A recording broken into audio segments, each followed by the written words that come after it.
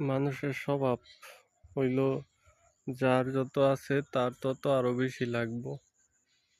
যেমন এইখানে মাটি ফালতেছে আব্বা, দেখতে পারতেছেন। টোটাল তো বোধহয় 10 লাখ টাকা মতো কি মাটি ফালছে কিনা।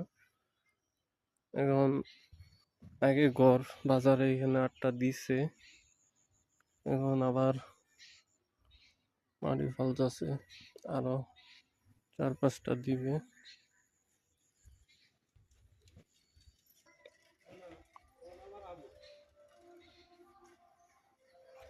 ওই যে এগুলো দিয়ে আনে মাটি।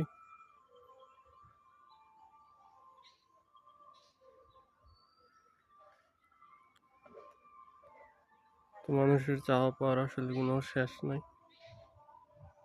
আমি এখানে স্লিপ দিতে আসছি, কত টাকা মাটি আসছিল সেটা।